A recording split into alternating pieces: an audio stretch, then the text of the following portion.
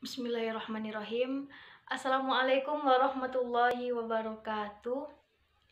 Yang terhormat Ibu Siska Elesta Putri MSI dan seterusnya kepada teman-teman semuanya. Baik, di kesempatan hari ini saya Reza Putri Sepriwen dan rekan saya Verti Loreaningsi bertugas sebagai pemakalah kelompok 7 dengan judul materinya yaitu kontrol sosial dalam penegakan hukum, yang mana di dalam materi ini kita membahas 3 pembahasan. Yang pertama yaitu fenomena kontrol sosial, yang kedua adalah bentuk-bentuk kontrol sosial, dan yang ketiga adalah jenis-jenis dari kontrol sosial tersebut.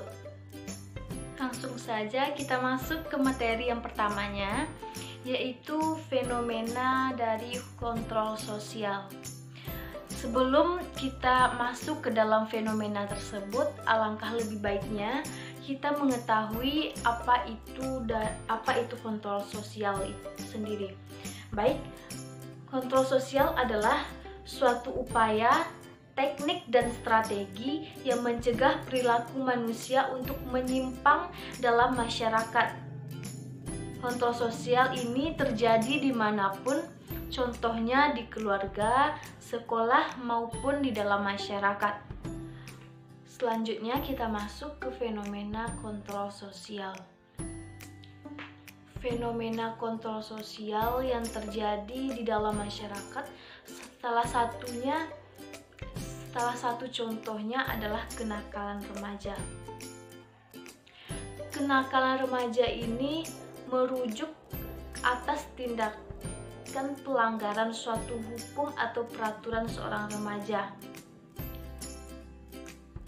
Pelanggaran ini bisa termasuk pelanggaran yang berat maupun pelanggaran yang ringan. Sarwono mendefinisikan salah satu bentuk penyimpangan sebagai kenakalan remaja. Kenakalan remaja ini merupakan tindakan oleh seorang yang belum dewasa yang sengaja melanggar hukum dan yang diketahui oleh anak itu sendiri bahwa jika perbuatannya tidak sempat diketahui oleh petugas hukum, maka dirinya dapat dikenai hukuman. Perilaku menyimpang remaja ini merupakan tindak laku yang menyimpang dari norma agama, etika, peraturan sekolah, dan keluarga. Namun jika penyimpangan tersebut terjadi terhadap norma-norma hukum pidana baru disebut dengan kenakalan. Banyak faktor yang mempengaruhi atau yang melatar belakangi terjadinya kenakalan remaja ini. Faktor itu berasal dari internalnya maupun dari eksternal si remaja tersebut. Salah satu faktor internalnya yaitu krisis identitas. Yang kedua adalah kontrol diri yang lemah. Maksudnya adalah remaja yang tidak bisa mempelajari dan membedakan tingkah laku yang dapat diterima dengan yang tidak dapat diterima, akan terseret kepada perilaku nakal. Begitupun bagi mereka yang telah mengetahui perbedaan dua tingkah laku tersebut, namun tidak bisa mengembangkan kontrol diri untuk bertingkah laku sesuai dengan perbuatannya. Faktor selanjutnya adalah faktor eksternal.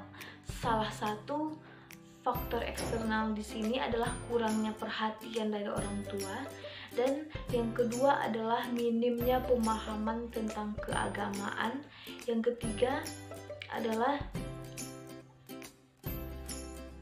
pengaruh diri dari lingkungan sekitar. Reis menyampaikan bahwa ada 3 komponen dari kontrol sosial dalam menjelaskan kenakalan remaja ini. Yang pertama adalah kurangnya kontrol internal yang wajar selama masa anak-anak. Yang kedua adalah hilangnya kontrol tersebut, dan yang ketiga adalah tidak adanya norma sosial atau konflik antara norma-norma yang dimaksud di sekolah, orang tua, ataupun di lingkungan sekitarnya. Jenis-jenis pengendalian sosial dapat dibedakan menjadi 3 macam, yaitu tindakan preventif, merupakan tindakan yang dilakukan oleh pihak yang berwajib sebelum penyimpangan sosial itu terjadi dan agar suatu tindak pelanggaran dapat dicegah. 2. Tindakan represif, merupakan suatu tindakan aktif yang dilakukan oleh pihak yang berwajib pada saat penyimpangan sosial itu terjadi agar penyimpangan yang sedang dilakukan dapat dihentikan. Ketiga, tindakan kuratif. Tindakan ini diambil ketika telah terjadi tindakan penyimpangan sosial, di mana tindakan ini ditujukan untuk memberikan kesadaran kepada pelaku penyimpangan.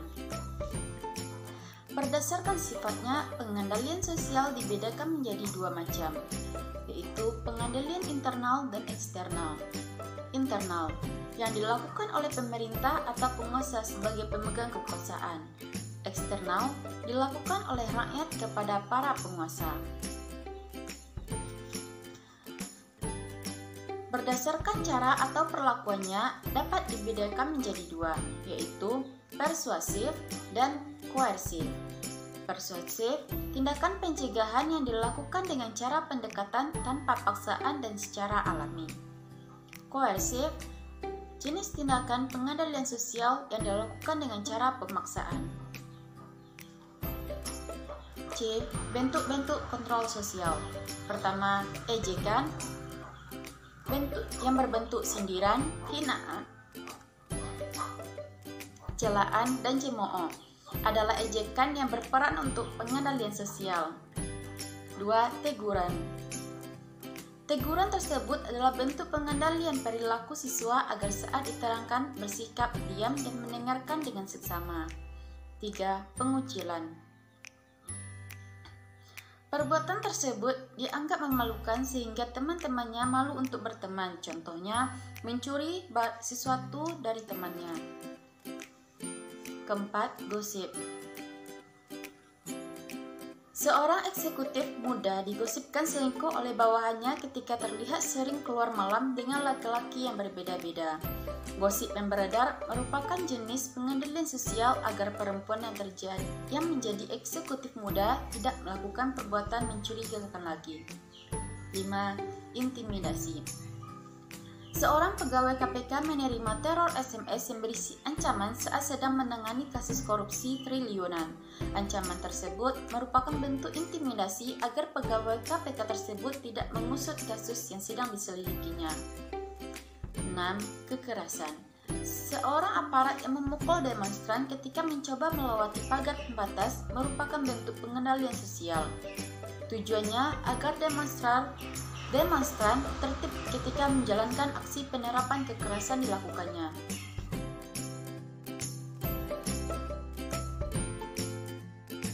Sekian hasil presentasi kami di kesempatan hari ini. Jika ada kesalahan, kami mohon maaf. Terima kasih atas segala perhatiannya. Kami sudahi dengan Assalamualaikum warahmatullahi wabarakatuh.